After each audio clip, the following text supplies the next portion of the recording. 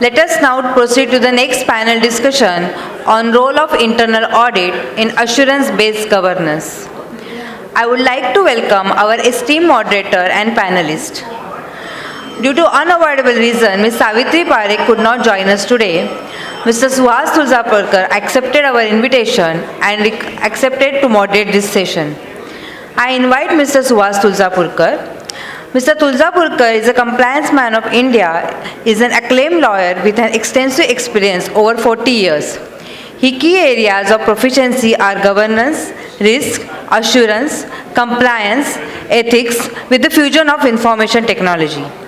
He is passionate about techno-legal innovations, and after a successful career as an in-house counsel and law firm partner, he founded Legacy Service, India's first legal tech enterprise in the year 2006. At Legacies, he has been instrumental in developing multiple IT-enabled legal support solutions like Legatis. As a member of Executive Committee of UN Global Compact Network India, he has influential in developing groundbreaking solutions. I invite our panel member, Ms. Shilpa Kedia.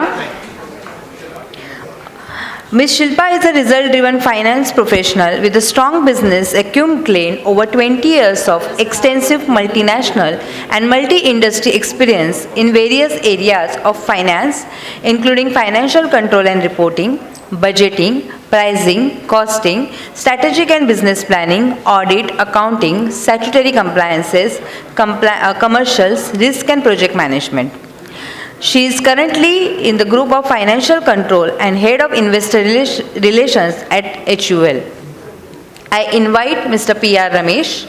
Mr. P.R. Ramesh was the former chairman of Deloitte India and former member of Deloitte Global Board with over 40 years of experience in the profession and its fellow member of the Institute of Chartered Accountants of India. He has also been associated with various regulatory bodies, industry bodies, and Institute of Chartered Accountants of India, to name a few. Member of SEBI High-Powered Advisory Committee to deal with the settlements of enforcement actions. Member of Insolvency and Bankruptcy Board of Indian Advisory Committee on the Service Providers. Former member of SEBI Committee on Disclosures, Accounting Standards, etc. I also invite Mr. Ashok Barat. Mr. Barat is a fellow member of Institute of Chartered Accountants of India and Institute of Company Secretaries of India, and associate member of Institute of Chartered Accountants of England, Wales, and CPA Australia. He is presently on the board of several public listed companies. He mentors and advises businesses, entrepreneurs, business families, and professional firms on strategy, performance, improvement, governance, and conflict resolution. Mr. Barat is the Council of EU Chamber of Commerce in India and presently member Managing Committee of ASSOCHAM. He is a certified mediator in panel with the Ministry of Corporate Affairs, Government of India. I invite Mr. Adithya Bhat. He is a partner at Risk Consulting Practice of EY with more than 30 years of experience at leading global consulting companies. He is a chartered accountant, certified internal auditor, and cost auditor specialized in governance, compliance, internal audit, risk consulting solution for advanced manufacturing, industrial, and infrastructure structure. He has been the past president of the Institute of Internal Audit India, III Bombay Chapter, and is currently on the National Council of III India and Board of Governors of III Bombay Chapter. I request Mr. Tuljapurkar to take over the session. Over to you, sir. Thank you very much. Please give a round of applause for all panel members. I have a tough task, and I'll tell you why. Please pardon me. Savitri was supposed to moderate this panel, and she's not here currently. So it is more like Lata Mangeshkar ki gaane, Mohammad Rafi ki आवाज में. Please pardon me if you don't like anything that I say. Also, sir, thank you very much to each one of you. I just want to open up by saying, we're talking about assurance here, and we're talking about auditor, internal auditor here. So first, I think let's get this fundamentally clear, and I would request each one of you to have opening remarks on where do you see this gap between audit and assurance? Because when you talk about governance assurance, I think I'm not too sure on the topic whether it is governance of assurance or assurance of governance. In any course of the event, I think I'm going to look at its integrated approach on governance, risk, assurance, compliance, and ethics. And from that perspective, I just request each one of you for your opening remarks, and then we'll go through the question and answer sessions. So over to you, Shilpa. Hello. Yeah, I think it's audible now.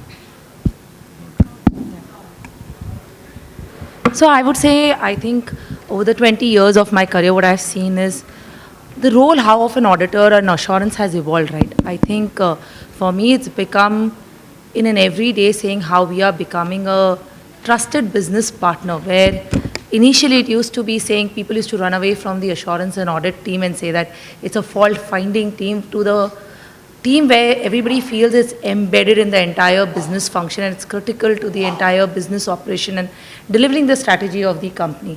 So I would say it's an assurance and audit work that an internal audit team does, which provides good insight. It looks at the past data and also assesses future risk and proactively is able to circle back with business and tell them in a timely manner to act on it to ensure that, the fundamentals of business are protected. And we are nurturing a culture which is strong in terms of risk, in terms of compliance, and in terms of control. Oh, wow. Please, Mr. Ramesh. I didn't know I was second in the batting order. When Ashok Barat is next to me, I think... I'm going to come back to him last, because he'll have some interesting perspective to give. Exactly. That's why I thought I'll follow him. I'll be a bit provocative, because we've been seeing both internal audit and external audit for several decades now. But the way the world is moving and the exponential change we are seeing in this world, today we are no longer living in the past. And the same impacts statutory audit also. If you're going to come to me after 2 months, 3 months, or 4 months, or much later, and tell me some things were wrong, well, the world has moved ahead.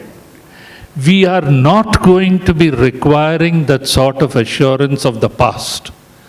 And I think that's a big shift which we are going to see. Unfortunately, the professions, both the internal audit profession and the external audit profession, is not seeing the writing on the wall and preparing themselves for it. We are still talking about internal audit in the context of assurance. Look at it in the context of a highly digitized world, where all systems and controls are inbuilt.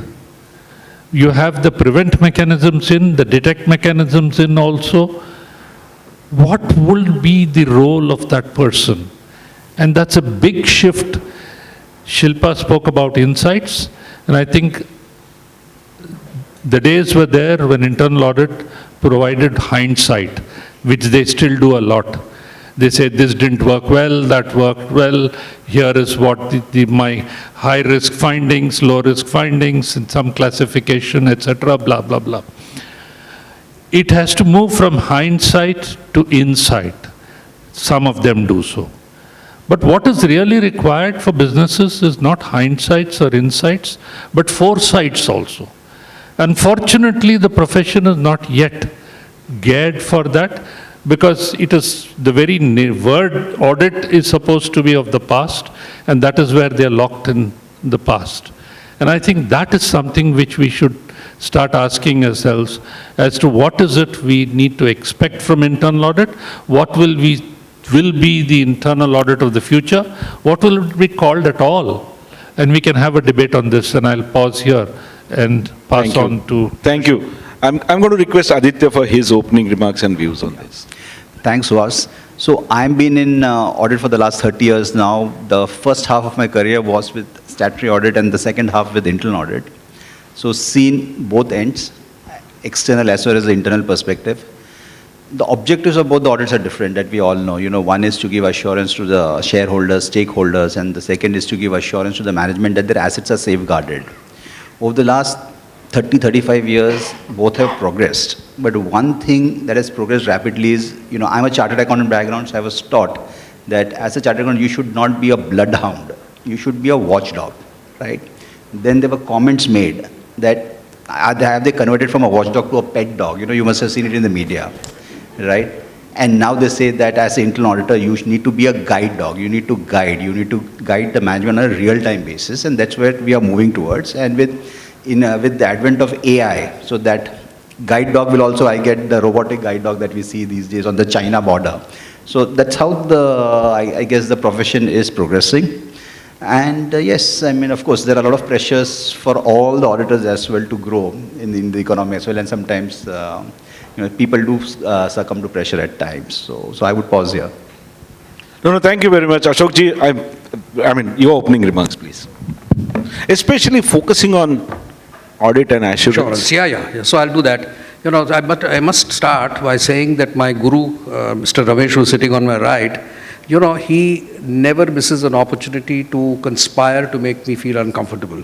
But he has got all the characteristics of a good, transparent auditor. He never hides the fact that he is going to make me uneasy. So he forewarned me over the last few days that you are in for trouble. So you epitomize what internal audit and assurance should be. Anyway, I'm very glad that you asked this question, and I'll start with it's a strange coincidence that you asked me this, because I was in Bangalore yesterday. I had been asked by a very large private equity firm which had invested in a startup, which is, unlike many startups, a very profitable startup. But of late, they had been noticing that a lot of revenue leakages, cost overruns were happening on their capital expenditure, revenue expenditure, etc. And they had been struggling to put an internal audit in place. And all the CEOs or the divisional CEOs or the functional heads are all people who founded that company. So whenever they tried to introduce an internal audit, it was failing. People would not turn up for the meeting. In fact, there was one instance where the last 2 internal audit reports, which were prepared by a fairly large firm, the first time that the mail was opened by the CFO was only when the statutory auditors asked for it, because the internal auditor showed me the red receipt. So that was the situation. So one of the tasks cut out for me was to introduce and build a formidable internal audit department and build the foundation for it. And the first thing that I did yesterday when we had the kickoff meeting was I changed the name from internal audit to management assurance. And I said, here is a function which is, to use Abraham Lincoln's word, by the company, for the company, of the company. We are setting up this function to help you. You are the owners of this company. You are interested in obviously a higher value for your investments, not just the salary that you get.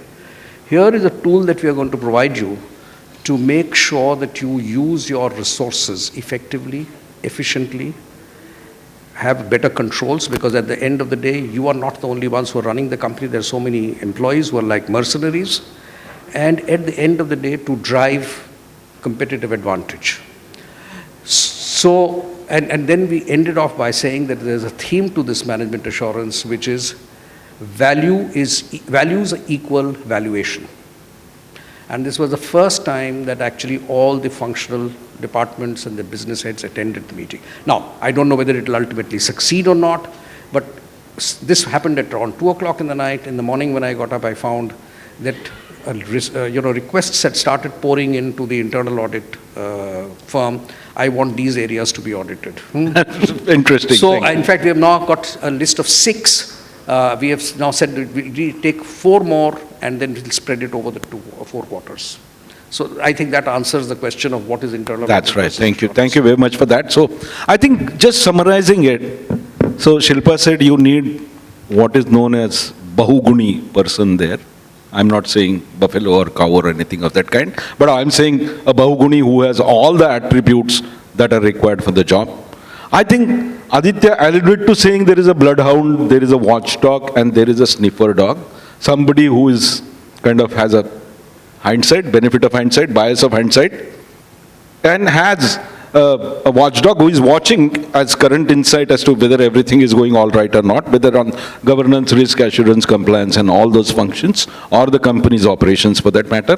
And also a sniffer dog who looks at in future what is going to happen if there is any explosive or a bomb somewhere in the luggage. That's what Aditya probably is articulated. I'm saying, you see, Mr. Ramesh was very clear in terms of saying that, the challenges today are such that if you're looking at digital explosion or implosion that's happening, you see, you have to realize that as Mr. Damodaran mentioned, that you need to understand the difference between data and information. So what you probably alluded to by saying that it's moving from data to information is not good enough. You need to have that knowledge so that you are able to look at future, predict future, and look at this data. Because today, the enormity with which data is hitting at every function is where I think the knowledgeable auditors need to move. But moving on, I would say, sir, therefore, there are only about, there's no empirical evidence available, there is no statistics available, and mind you, we tried doing this at NFRA earlier. What happened was, internal auditors very rarely have seat at the table. Is the CFO who has the seat at the table, and there are hardly about 20 to 25% listed entities where internal auditor is directly reporting into audit committee. Now, I don't know, this is the estimate currently because there's no empirical data, there's no statistical analysis that anybody has done. In this context, one part of it is independence, but what will drive the model of engagement of internal audit, whether it should be insourced, whether it should be outsourced, or whether it should be co-sourced. I'm going to start with Aditya. I think your views. Okay, now that's a very valid point. There is no empirical data for sure, and all internal auditors want a seat at the table. But the good part is, by law, internal audit has got access to the audit committee and the board meeting number of times. So the access is there. It's what the value an internal auditor drives. No, Aditya, my point is what Bharat Bhai just now mentioned in the earlier panel. You have an auditor sitting out there is a CEO who is overwhelming, and he does not report directly into the audit committee or board for that matter. Okay. So what the concept in terms of, let's say, chief audit executive in Indian context appears to be around 20% of the companies. Correct. That's the point. Of course, he has access, and today I think role of independent directors and the code under the Companies Act says he has access to every information that he or she may call upon. So to that effect, it's not about access. It's about impinging upon independence as well. Absolutely. No, I totally agree with you. The data point which you're saying is absolutely correct, because as I said, I'm in this business and this is what we see, reporting to the, even functionally, administratively, all the CAs report into the CFOs, and that independence comes into the play. But the other question you said was, whether it should be co-source, in-source, or it should be outsourced. Okay, it all depends upon the size and scale of the company.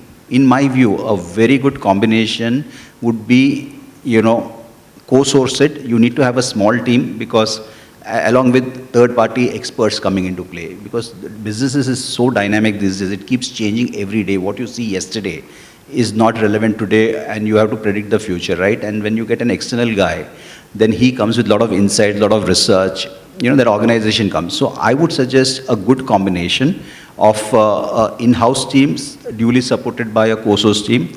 And other thing is, ghar ki murgi dal barabar, right? So if you have an external guy coming and talking facts, it is very much appreciated by the audit committee, by the board. That's what I experienced. When you have an in-house team which is reporting it, sometimes in the audit committee or the board, they get sidelined at times, and sometimes they get overpowered also with some aggressive questioning, which obviously cannot be done to an outsourced guy. So this is what I would, but again, there's no one size that fits all. It all depends upon organization to organization. But my experience has been a combination of two. Thank you very much, Aditya. I'm going to move to Shilpa, and I think somebody like Hindustan Unilever, we've seen traditionally how that company size, the functions. I mean, it's in a sense, it's a torchbearer, it's a trendsetter entity in India on various elements. So how do you deal with this aspect of in-source, outsource versus co-sourced? Yeah, and I think before I go to that, I think it's also a lot about culture, right? And for us, it's almost embedded. If you see something, say something and do something about it, right? Not just for the person who is heading the internal audit function, but for all the employees who are part of this organization. And I think everybody sees risk as their own responsibility, or in robust control as their own responsibility. I will say it starts from that culture to start with, right? Having said that, like the way Adithya said, right, you can't say that only one model is good for all organization, right? It depends upon the kind of skill sets that you have, the kind of complexity you have, and in what stage of maturity you are. For Hindustan Unilever, for us, the co-source model works the best, is what we've assessed and come to agreement with. What this does is we have best of both worlds in a way. So today our internal audit function is headed by a very senior finance leader. And not only that the person has good experience in controls and internal audit, but also has very good experience across various functions of finance. So when they come to this role, they come with a rich experience and a diverse experience, right? In addition to this, what we do is we leverage the expertise of the SMEs and Big Fours and use their expertise, skill sets, and also the tech advancement that we have. And we pretty much do it a little bit more diverse set of group so that we are able to pick up best practices. What this does is it also helps us get technical expertise, ensure get diverse point of view, leverage tech, and also it's easily scalable at, whenever there is a need to kind of enhance, some monitoring at a short period of time. And I like this model also because I think it keeps the decision making within the company. We've also had this step in, step out program where what we do is we pick up talent from various organizations to come and do a short period of stint in this team to work focused area, kind of bring in the expertise that they have and focus on the areas that we want to kind of drive this assurance, do this foresight, bring what's happening in the external market or external business context and bring it internally. So I would say you need to assess what works best for your company. But if I have to talk more about Hindustan Unilever, I would say the co-sourced model works best for us. But apart from model, it's also about the culture and how you set that tone from the top. Sure, point very well taken, Shilpa ji. I'm going to, in the break, ask you as to then what is the percentage of turnover you have provided for or budget you have provided for internal audit as a function. But I'm going to move to Ashok ji. Sir, in-source, outsource, co-sourced? So actually, I have no difference of opinion with what Adithya said. There are some areas where you need to have external benchmarking, a freshness, objectivity, long distance view. Obviously that works well. In some cases where it's more nuanced and therefore understanding of the organizational dynamics and context is important. But I'd just like to add one more point that, when you have an internal audit team inside, it's very important to ensure that they do not become administrative managers. You're not just controlling the itinerary and travel plans of the auditors, running around and trying to get data for the internal auditors when some department is not giving it, or, putting together the presentation, etc. For example, I insist that even when there is a co-sourcing model, the person who stands up and makes the internal audit presentation in the audit committee, even if the co-source partners is sitting in the room, is the internal auditor himself or herself. There is that responsibility cannot be outsourced. And the second is that they have to be at least 40% of their time has to be on actually doing field work. It could be, joining the external audit team, doing some fresh work, or taking out at least 15% or 20% of the audit plan and saying that we will do it ourselves. It's like a doctor. There's no point in being a medical superintendent if you have forgotten how to do surgery or you can't see OPD patients. So I think that is the way it will work. So that culture is important. But I just want to add to something that Shilpa said, which is, it doesn't matter who is the internal audit head accountable to. I mean, law, it makes it very clear that the audit committee has direct line of sight to it. And therefore, even if administratively the person reports to somebody else, it doesn't really make a difference. I think there are two questions that are very important. What authority and support does an internal auditor get if its recommendations are not complied with or a response is not forthcoming?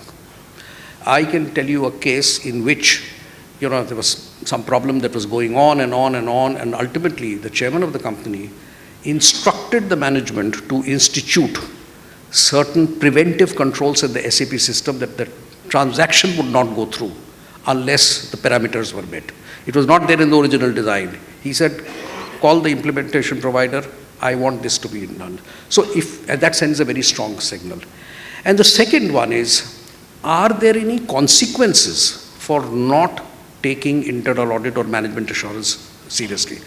And there are two examples of this. One example I can give from my, as I always, I was just telling Shilpa and Uday, from my alma mater, Hindustan Lever. So even, I'm talking of 40 years ago, if there was a capex, large capex which came from a unit, so the capex would obviously move from the unit and move up to the then there was no concept of independent directors and all that, went to the board for approval. There was a column at the bottom which you had to give what was the audit rating of that entity or that unit, internal audit rating. And if the internal audit rating was poor or was less than, I'm not saying poor, the capex will not go through, but I'm just saying that suppose it was not satisfactory or up to the level, then it was inevitable that the capex approval would come with conditions attached, which were a little more stringent than what another good unit will come through. So even at the unit level, there was an accountability. It could be, you increase the hurdle rate. You could say that, this capex will definitely go through post-audit, post-capex audit. There were conditions attached. So there was an institutional or an organizational response.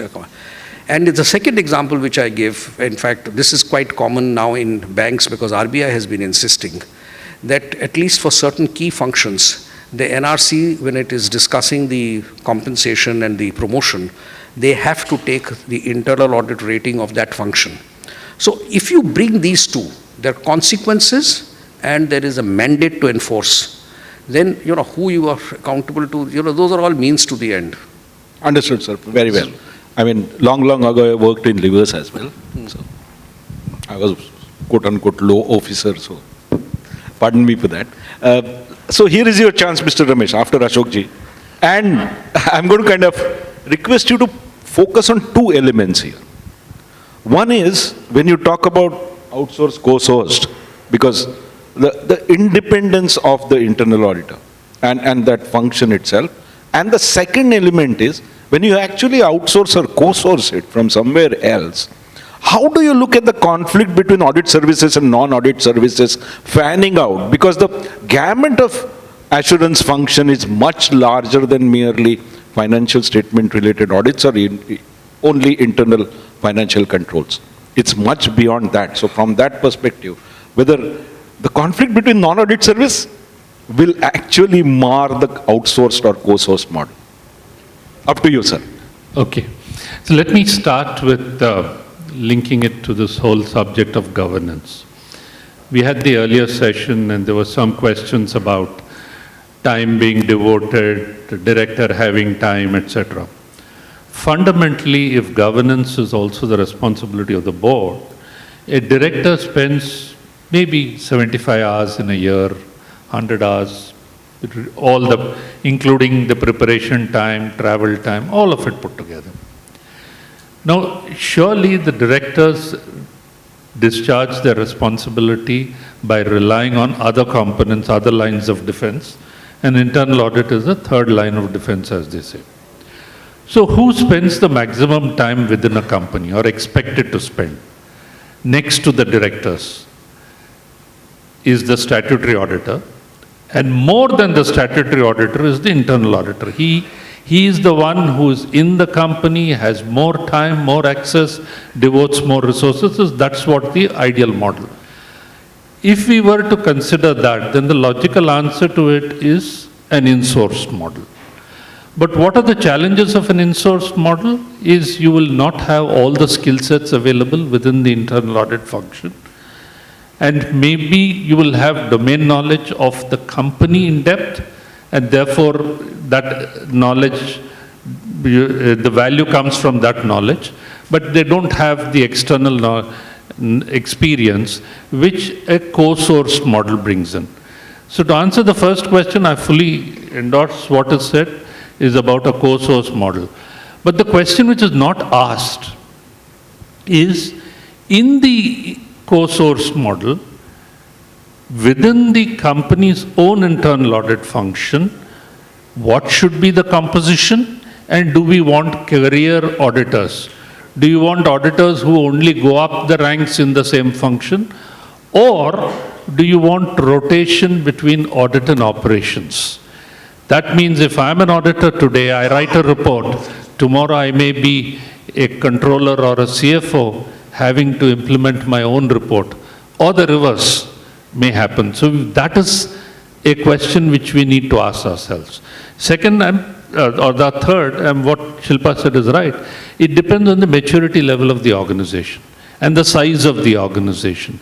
If you have a very large organization, you can have a very robust internal audit function, but still we will require co-sourcing for specialized areas or a different look in those areas. And therefore the ratio, ideal model is co-sourcing, and the ratio will change depending upon the size of the organization and the maturity. Let me answer the second question which you asked on conflict as far as an auditor is concerned. See, the fundamental principle goes back to the Zulu proverb, which said, a dog with a bone in its mouth cannot bark. Agreed. So therefore, if a person is having and that there's a perception, we can talk of independence, being intellectual independence, all that. But there is a perception that if there is a dog with a bone in its mouth, it cannot bark. So ideally, whoever is providing that assurance, in my view, if it's in a co-source model, an external firm has to be independent. And that is why I would definitely prefer the firm to be independent, not just the statutory auditor being independent, even though the term used is internal audit. If it's a professional firm, that professional firm has to be independent. That is the principle. Right. Thank you very much, sir, for that. I think sticking to the musical notes prepared by Lata Mangeshkar, I'm going to look at second question, which is saying that scope of internal audit with expected outcomes. But I think partly you answered that from hindsight, insight, and foresight perspective. Looking at my KRA to finish this by 1:10, I'm going to skip that and we'll come back to that later on. But, Mr. Ramesh, you alluded to initial stage itself, in the opening remark itself, saying that there are challenging times, with whatever is happening on the data and whatever is happening in the digital space with AI coming in, etc., etc. The capacity seems to be lacking today in terms of internal audit as a function to have this vision of what's going to go next. See, most of the professions today, including a lawyer's profession, is undergoing a phenomenal transformation today and is under tremendous challenge. We are seeing that almost every hour there are about 30,000 plugins that are getting developed on the AI side. And I think most of these plugins are coming from professional services. So therefore, sir, how do you look at this as, when we look at future, as a changing role of internal audit? Well, it goes back to what do we want from internal audit. Right. And clearly, we want something beyond just assurance. We want to derive value from internal audit, and we can debate as to how do we evaluate the performance of internal audit. But what I see going forward, and that's what I said in my opening remarks, and you are from, if you created a tool which facilitates compliance so that compliance becomes virtually automatic, it's table stakes there. You're not looking at somebody trying to tell you this didn't get complied or that didn't get complied. Correct.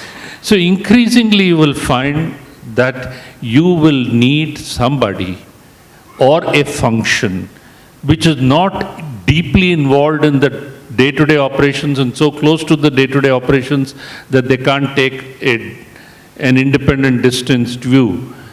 And that is where you get an internal audit equivalent function, which will tell you, hey, look, this is what we think we should be doing, or this is what is the future which we need to be prepared for, because compliance is already significantly taken care of by this. And that will bring me back to that question of what should be the composition of that function. Right. Do we need, and when you get into the future of internal audit, you'll find that I think Uday Khanna also spoke about it, that, and I think Ms. Damodaran, I wasn't here, but he had alluded to information, data and information. But a lot of success in the future world will depend upon who has that information and the ability to act on that information. So you need, and you're all the time trying to sift through the volumes of data and get the analytics. That's why you need more data engineers in internal audit.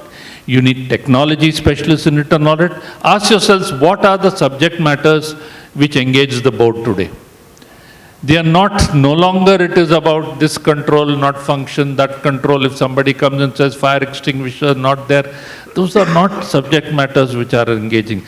The boards are engaging themselves in cyber security, in ESG, in whole host of other things of the future, which will ensure that the organization remains competitive. And that is what we need from internal audit to tell us. That is the insight. That's right, sir. So I'm going to request Adithya for his view on this changing role, because you've been in practice, you kind of developed this practice. So Okay, first I'll tell you what my challenges are. You need people to do the work, right? And internal audit is not people's first choice when I interview people. So they tried elsewhere, they didn't get it, so they come. So then it becomes my responsibility to sort of encourage them and motivate them to do good quality work, because we have to train people from bottom, right? Things have changed dramatically, right? I've been doing internal audit for the last 30 years, from a process review, from looking at the business risk, then looking at capabilities of people, processes, technology. Now it's all on data analytics to get insights, okay? Where I see this going with the advent of AI, Gen AI is, it'll be totally continuous auditing, continuous monitoring. That's what's going to happen. So the role of internal audit will remain, but it's not going and looking at samples or transaction, ensuring all these bots which are working effectively and giving the desired result. Now, if you look at an airport, now all the data of airport is, when a passenger enters the airport, there are certain security checks that happen. You can't go and audit it later on, okay? Only way is if an incident happens, something has failed. There's no way internal auditor can play a role here. It is continuous auditing, continuous monitoring. All that we'll end up doing in an airport is looking at the procurement, I used to do audit of an airport in the past, and then I got a query 6 years down the line, relaying of the runway. Did you physically see it? Now, question is it possible for me to see? I'm relying on documents, evidence, everything, certification. It happens in the night time. It happens in a 3-hour gap. I'm not going to go and see what material they use. How can I do it? So those challenges are now gone, with IoTs coming in, AI coming in, everything can be monitored real time. So now it's a changing skill set very clearly. So we need to have data scientists, we need to have people who appreciate and understand technology. And somewhere I know some of my objective being a part of Institute of Internal Audit is, this word internal audit only I want to change. I want to call something like value creators, value protector. I agree. What is internal audit? When I started, it was always management assurance services. It was very powerful. Now, I get addressed in audit committee, Mr. Audit, Mr. Internal Auditor, what is your point of view? I said, Mr. Internal Auditor, I'm getting a little offended if you call me Mr. Internal Auditor. Yeah, so I think it's just a matter of time. 2 or 3 years down the line, there'll be no person, everything will be, we'll have a control room. From that control room, all the internal auditors will be managing their companies. And we are seeing that happening, of course. It takes time for these processes to mature, but you will see that soon. Very, very well said, Adithya. Ashok ji, your view on this? No, so, I totally agree with you. So there will be, I think, internal audit or whatever name we now call it. Actually, I also don't like the word internal audit, as I mentioned to you.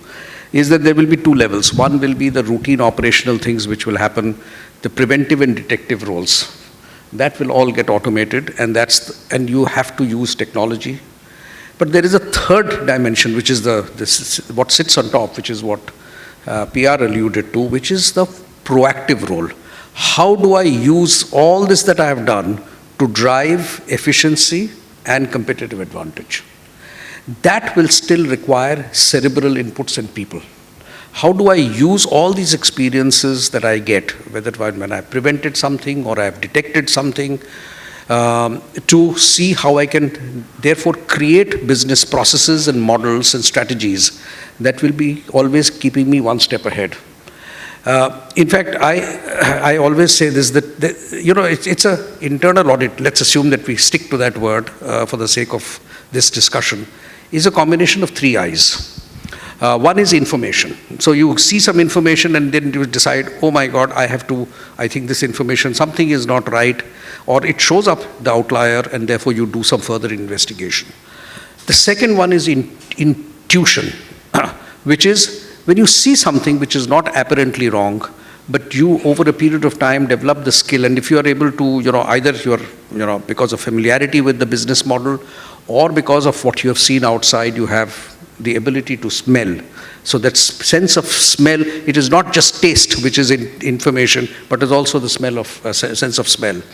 And the third, which may not appeal, because I think in today's world it's not appropriate to use this, but I belong to the old school of thought, which I call is an intelligence, which is whether you like it or not. You can call it khufiyagiri, you can call it,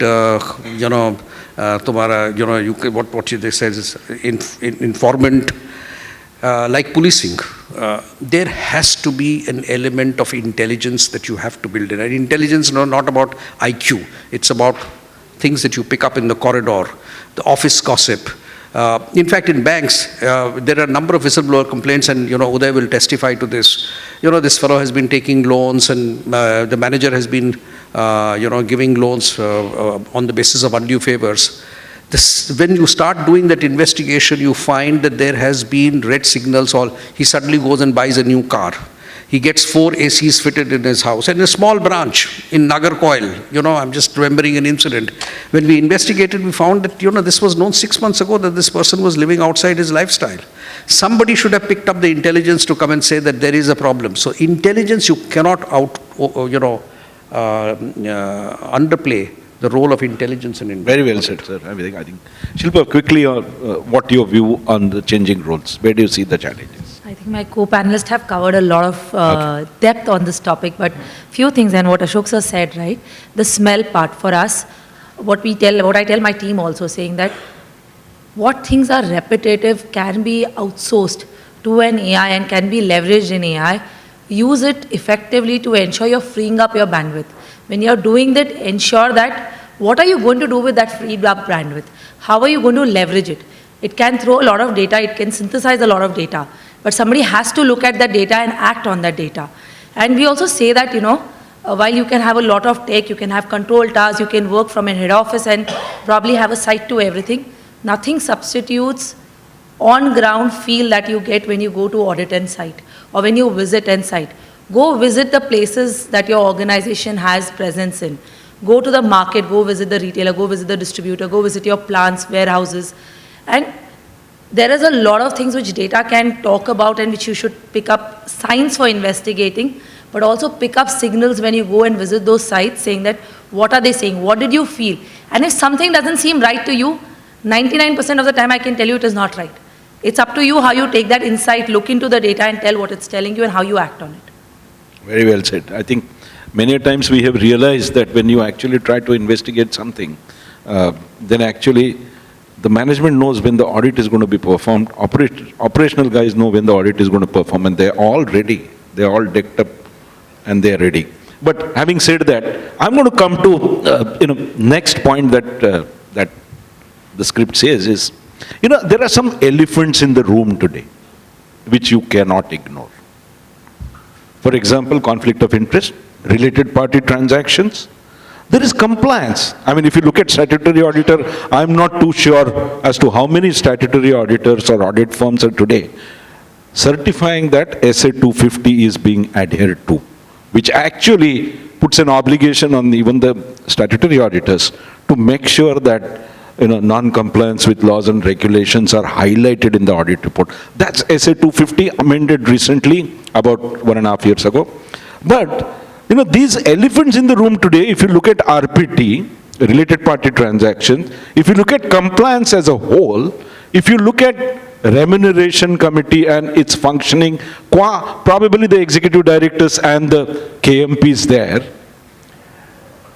the larger obviously is ESG reporting, and the least common denominator is integrity into all of this. And therefore, sir, what according to your experiences, and I'm going to start with Shilpa, what according to your experiences would be the best practices to look at? Because these are challenges and these are elephants in the room. No auditor, no director, no KMP can ever forget that these elephants are there. Yeah, and these are evolving, right? They are evolving from multiple lenses in terms of how regulators are looking at it, how your stakeholders want you to act in all these areas, right? Be it your internal employees, be it your auditors, be it your shareholders, be it the proxy firms that you work with, right? And let me kind of try to throw colors on few topics that you mentioned, right? From an RPT perspective, I think it's becoming extremely important in terms of how you are stating out the disclosure, how the clarity that you provide, the detailed disclosures that you provide, how you're reporting against it, how you telling the larger organization internally and externally, saying what are the kind of measures that you have to monitor them in-house by the senior management. Are you taking external validation which are purely independent? And it's not that you just take those approvals once and then you say it's done. On an ongoing basis, at least at a quarterly level, are you kind of reviewing them, presenting it to the audit committee and ensuring that the house is in order and all the compliance lens are being adhered to and there is a rationale which has been provided to. In terms of compliance, I would say there is a huge amount of tech that can be enabled, saying that today we use GRC or a SAP-enabled software to monitor this, where we've kind of put an automated way of saying how we are reaching out to various stakeholders, saying that it's your time to perform these controls, putting it on their calendar, doing good root cause analysis. We're also scanning the environment to say that are we proactively understanding what's happening in the external world, both in India and outside India, and what does those risks or those situations mean to us as a company, right? I would say NRC's role is becoming extremely important, right?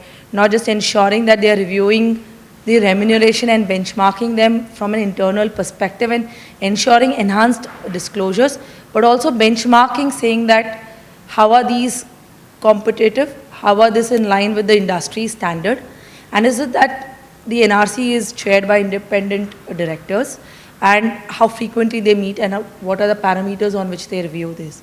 So I think it's a composite review of all these factors which need to be done, leveraging technology, external insight, internal and independent directors, and also building in best practices that are there in the country as well as outside. Sure. Thank you. Ramesh ji.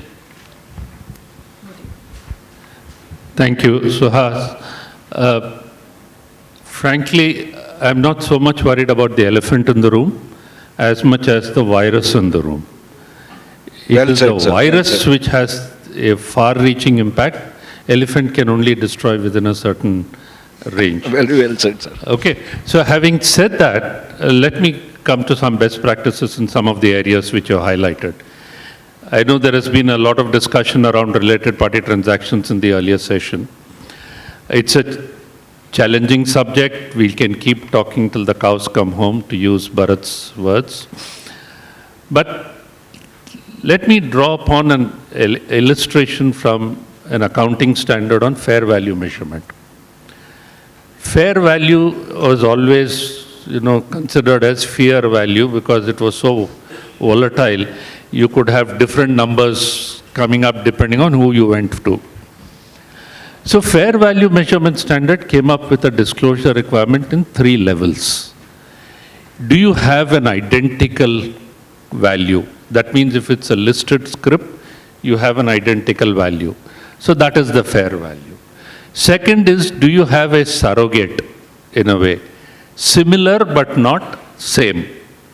And third is where it is level 3, which is management determined value. I would, for related party transactions, classify into these 3. Is it a transaction which I can get a straight value? Is it a transaction I can get a similar value?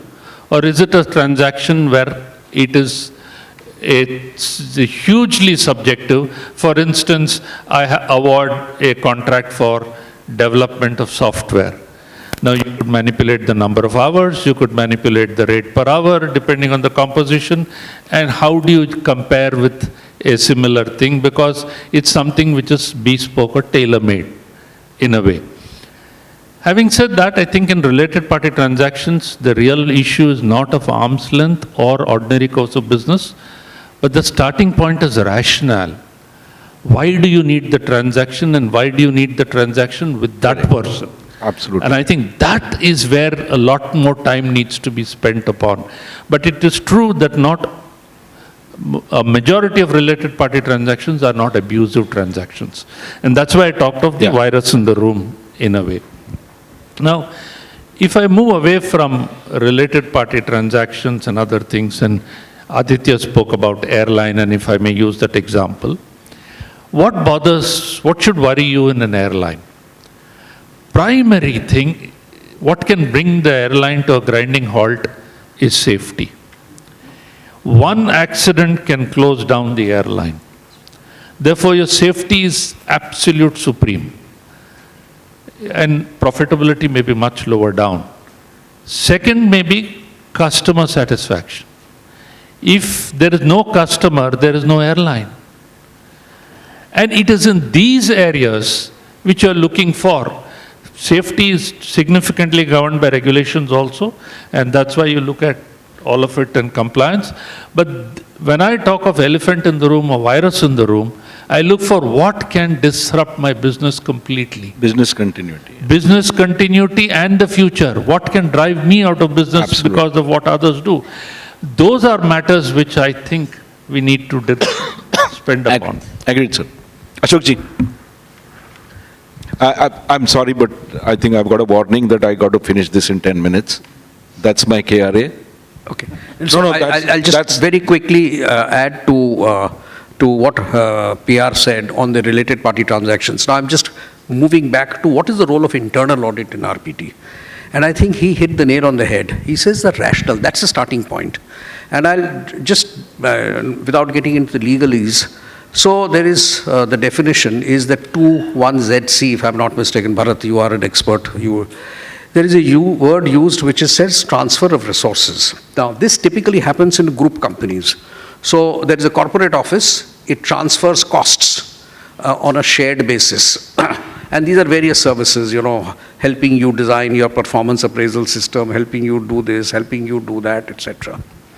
Now imagine, so when you are looking at an RPT from an internal audit perspective, it's not a shareholder. It is as if he is a vendor or she is a vendor, okay? When they look at internal audit, when you do the procure to pay process audit, you go through certain steps. There has to be somebody requisitioning that service. There has to be then drawing out the scope of that service, identifying suppliers, negotiating with them, and then drawing to a conclusion. And thereafter, there is a set of processes which says evidence of that service having been received according to the terms, conditions, and quality that was agreed. This is just a debit note that comes at the end of the year or maybe once in 4 quarters. And these can be very large sums of money. Do they go through the same protocol as if you would have gone to Adithya and bought this service? If you went to Adithya and asked him that, I want to help, design me a performance appraisal system, I'll first go to Adithya, I will go to him, I will go to 4 people. It doesn't happen. Just because it's a parent company sends a debit note, it's done. I'm not saying that it is right or wrong, don't get me into that. But the internal audit should see whether the process has been followed, because then arm's length is not just about transfer pricing. Arm's length is in letter and spirit, that you subject the transaction to the same kind of regimen, discipline and scrutiny through your entire process as if you were buying this from any other third party. That's my limited point. Right. Understood. Adithya, quickly. My biggest challenge is the definition of related party. So the struggle I have is, related parties identified by the directors, whoever, right? But I'm saying there is something called a connected party concept as well. Now that is where the biggest transactions do happen. The moment you have a definition, the businessmen are so good here that they restructure those transactions. So I'm just doing an academic job, I would say. Everything related party looks at arm's length, but there are sort of other transactions. So that's a challenge in my mind. And, since I go to the factory, I go to the site, sniffing is very important. You come to know that this part is related, but not by law. So that's the one part of it. So my struggle is always that. So I can never give an assurance as an internal auditor or an external auditor. I can only see what is there. I can give an assurance. What is not there, I don't know. Second thing, we also spoke about the KMP compensation and way it is structured. There are enough disclosures today, and I think there's a proper, well-regimented process of going through board, going through AGMs for the approvals. Now, if that is approved, I think we should stick to it and not start off questioning, whether it is at par, whether it's more, not less. You had an option not to vote for the resolution, but if somebody is owning 75% stake, then so be it. Right. The choice is yours. Compliance is again very old subject now, and I think who can answer that better than yourself with that technology and all of that. So today, nobody can say we were not aware of. If there's no compliance, is intentionally not complying, you cannot say lack of it. There's enough technology, enough tools, enough feeds coming from the government reminding you at a time. So I guess it's on you, or it is a position that you have taken that this is not applicable to me, it's an interpretation of the law. So I think there are these three big elephants. One is not an elephant for me, or two elephants running wild. I don't have an answer to it right now, how I can give an assurance to anyone. Thank you very much. I think, yeah, sure. Mr. Ramesh. 30 seconds. You raised this issue of, again, elephant, and I said virus in the room. Yeah. In related party transactions, the virus in the room, I'll give two illustrations. One is what Nilesh said. You enter into a transaction with a third party to benefit a related party. Correct. But the real virus in the room is where you don't enter into a transaction to benefit a related party. Correct. That is the most difficult thing. We always talk of a related party transaction. I don't participate in a bid because I want to facilitate a related party winning that bid. Agreed. Point very well taken. Now, Aditya, thank you very much. Ramesh, very good point that you made. Bharat bhai, will come back. Please pardon me, because I just want to kind of say this, and pardon me, I'll come back and open up for question answers, and please, I would want to hear you for sure. So I think in terms of best practices emerging on related party transaction, my personal and limited experience is that we've developed a software called REIT, which is actually integrated to all your SAPs and ERPs.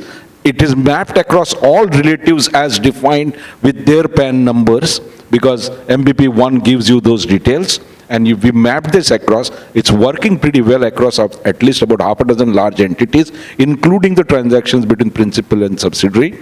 And it actually controls the threshold, because you have ERP or you have SAP somewhere which is giving you the data. It's digitally integrated.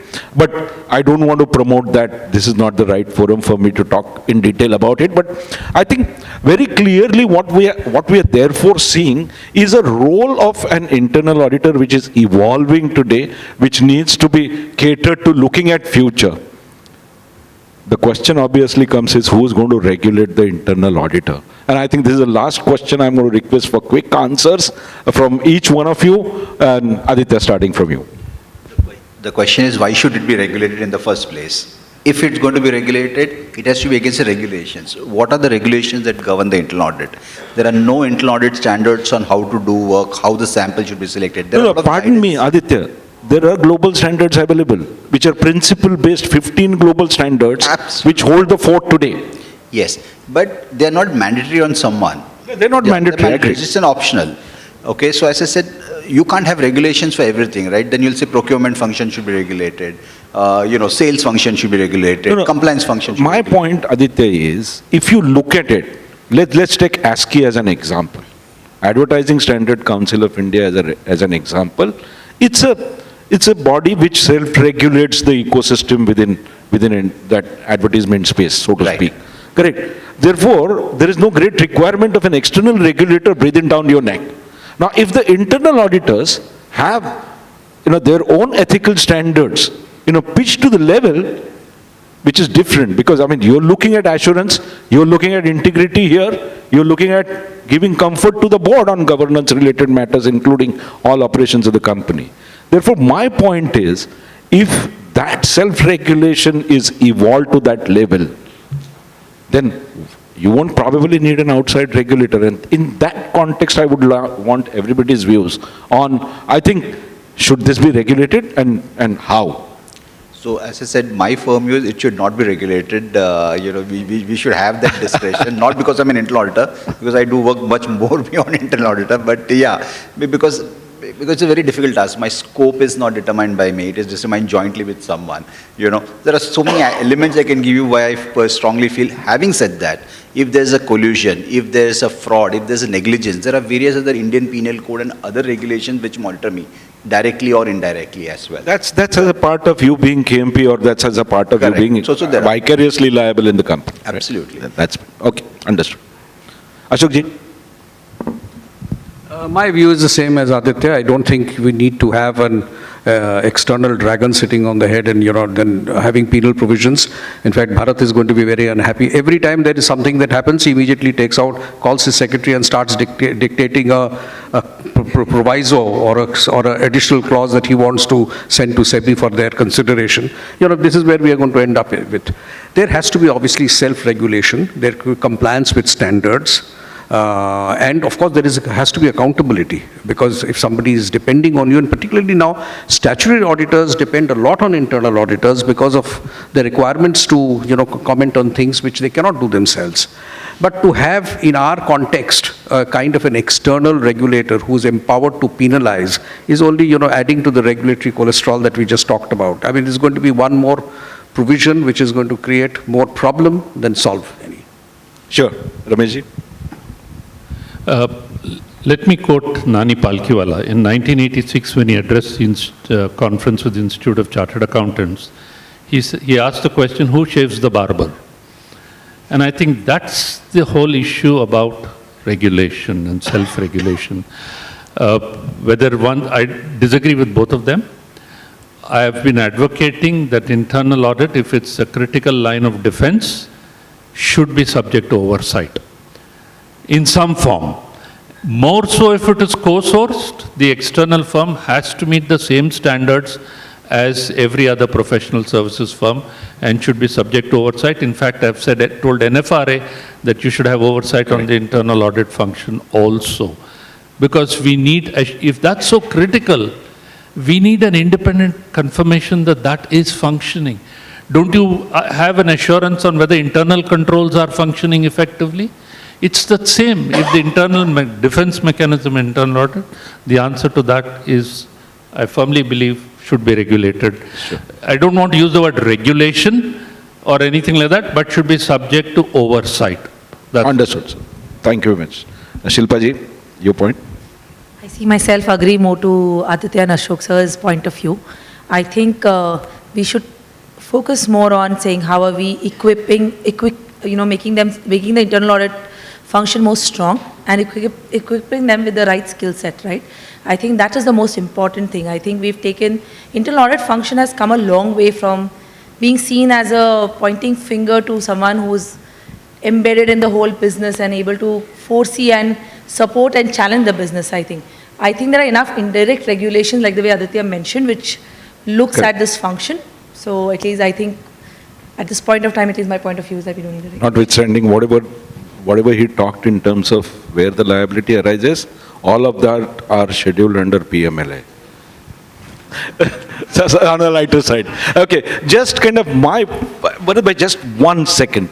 You see, my personal take is, I've had a first-hand experience where a large developer and builder in Pune had end-use certificate mismanaged from the statutory auditors, and actually the law enforcement officer, the EOW officer there, said, आप तो internal auditor हो, पहले आपको internally पता होगा, फिर statutory auditor को देखेंगे. I think that's the conception, that's the perception there, but I think we need to move as a profession, and I think I must say, Bharat bhai, please. My question is for PR Ramesh. For financial services and banking sectors, should this function be redesigned? Because I'm telling you that unlike in a manufacturing operation, where the signal becomes from red to amber to green to amber to red, here it directly goes to red. And I've seen this in the case of ILFS, Yes Bank and many others. So is there a different internal audit mechanism should be there for a financial services sector or a banking sector where the time available to change is very limited? See, you are absolutely right. Financial services is a completely different creature itself. because money is fungible and their whole raw material, finished product, everything is money, as opposed to manufacturing business. And the sheer volume of transactions which go through that.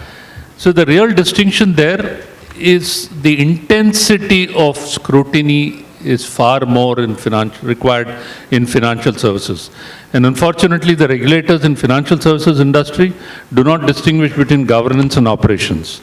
They push everything up, saying put it to the board, so much so the board becomes involved in operations as opposed to governance. So therefore, but to be fair, it is not that there is no dearth of whatever term you call it, internal audit. There is concurrent audit, there is systems audit, there is internal audit, there's so much of audit in financial services, and that is why that intensity is there. Additionally, there is a regulatory oversight, which also has an oversight indirectly over all these mechanisms. Fortunately, many of the episodes I referred to, the regulator was also sleeping. That is a different matter. I mean, one is a design and the other is, so, you should say, yeah, we are not yet in autonomous cars. We still need a driver. Now, whether a driver is sleeping or a driver is alert is a different mechanism. No, very well said, and thank you very much. There's one question there. Can we take the last question? Any other questions, please feel free to reach out to any of the panel members in the lunch break, because I don't want us standing between lunch and you. No. Sir, please. My question is not related to internal audit or RPT, but my question is related to the Satyam issue which happened a couple of years back, which crashed the complete capital market. And immediately next day there was in the newspaper there was one big four company who was auditing, has said we are taking a report back. So my question is this ethical for the audit company to take the report back? And second question, why the government has not taken any cognizance against the audit company, which was one of the big four company? Sir, if I were to ask you in short, yes, action was taken against the statutory auditor. Action was also taken against the internal auditor. I've had an opportunity of discussing this with internal auditor, who was my friend's client, and we actually strategized this differently. But the fact still remains that whoever was contributory in terms of those, broadly I'm saying it fraud or catastrophe, has been taken to the task. We can see what's happened eventually of those matters and where the appeals and the revisions are lying currently, or what has happened, but that's a separate discussion, sir. But it has taken place. I think, therefore, there is a lot of this kind of misconception that happens in this space currently, saying so-and-so action has been taken against so-and-so and not taken, singled out, biases. These are all perception issues, sir. No, in the news media, there was not news about action taken against the audit company.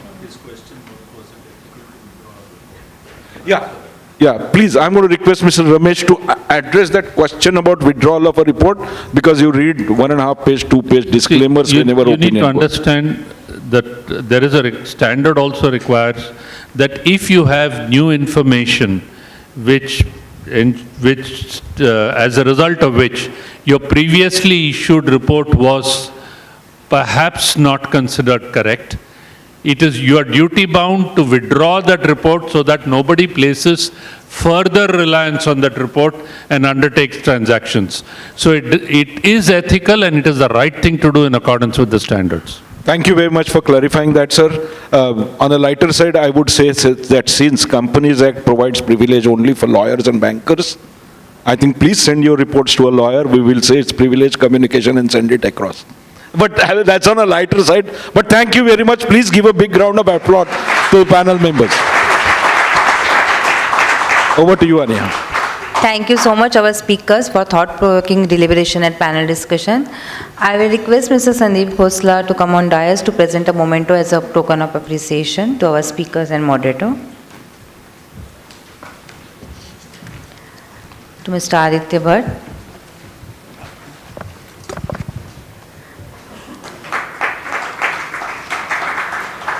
To Mr. Ashok Barat.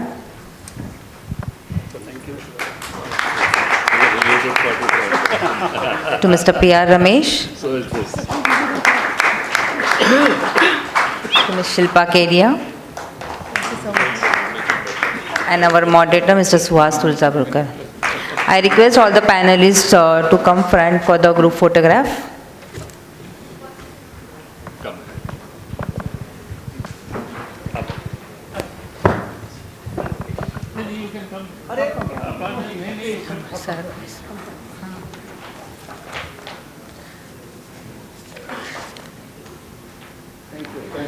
I request Mr. Sandeep Khosla to deliver a vote of thanks for the today's governance conclave. Thanks, Anaya. It's been a wonderful morning, very, very thought-provoking, and most of us will go back with so much of knowledge. I'm extremely thankful, one, to Mr. Damodaran for his address. He met me outside, he was very impressed. He said I was given 20 minutes, but I went on till 40 because the audience looked very, very interested in what I was saying. To our moderators, Bharat Bhai, who also heads our governance and IPR committee, Suhas, who filled in last minute, gracious of him to fill in because Savitri Parekh had to immediately rush to Delhi, and to all our panel members. Let me also say that, three of them are our past presidents, and there is no related transaction here when we gave them a token of appreciation. So thank you all for being here. We are very sorry to rush you all because at 2 o'clock we have another session starting on insurance. So I would request all of you to join us for lunch. Special thanks to our supporting partners, Ernst Young, Khaitan and Company, Adithya Birla Capital, and Excel Industries, Tata Chemicals.